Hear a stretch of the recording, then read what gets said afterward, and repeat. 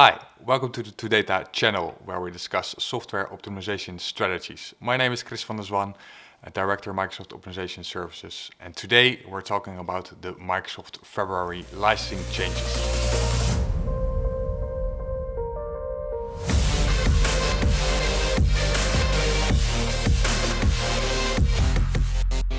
The first significant change Microsoft made on the 1st of February in their product terms is the exit of FromSA. It's not really new since Microsoft already announced this in a blog post in December. So what does this mean? This means that when you want to migrate from on-prem licenses towards cloud, there is not the promotional FromSA offer any longer. You were forced to use the full SKU that Microsoft has in their price list. So what does that mean for existing customers?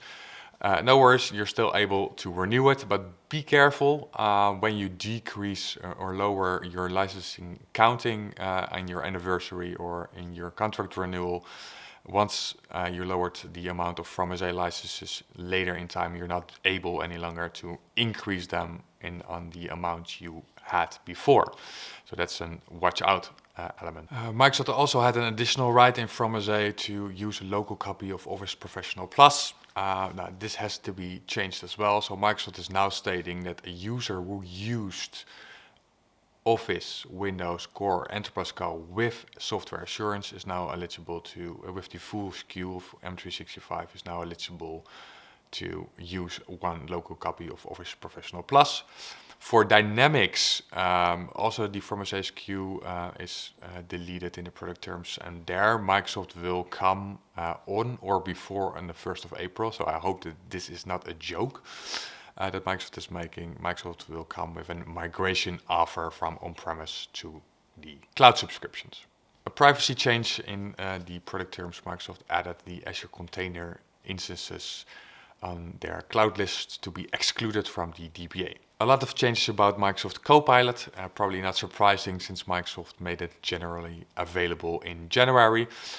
So we see a lot of changes. So Microsoft added Microsoft Copilot for services and did some name changes. So changed a lot of Microsoft Copilot for sales, changed that to Microsoft Copilot for M365. Then added for sales again and added services. So the reason they did that because they changed a little bit the prerequisites and the usage of the different Copilot offerings. So Microsoft 365 Copilot is available for almost every product in the terms of the suites. So the Microsoft 365 E3, E5, the Office 365 E3, E5, but also for the educational offers, the A3 and the A5. The sales and the services are not eligible for education and are only available for the commercial market for M365 E3, E5 and the Office 365 E3, E5 suites. Then Microsoft added some additional language for Microsoft Copilot for sales. If there is a connection made by Copilot for sales for Dynamics and Power Platform, you're only eligible to use that as a user if you also have a Microsoft Copilot for Sales license. So you can't make it and then roll it out to the whole organization.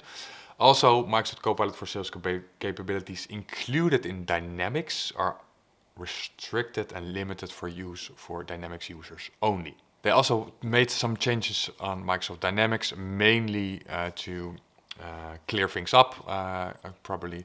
But one major thing is for the Danish market, where they added some bookkeeping laws and regulations into the product terms for Denmark specific. So if you have any questions related to that, feel free to reach out to us. Last but not least, two products, Intune and Github. For Intune, Microsoft announced two new products last year. Advanced Analytics and Enterprise Application Management, they added it now for availability in the product terms. Same for Github, so added some new licensing terms there, what was already announced last year. Thank you for watching our first debrief update about the February changes. I think there are quite some significant ones. We will do this every month to keep you updated. You can also find a blog post on our website. Feel free to or watch the video or read the blog. And I see you next month.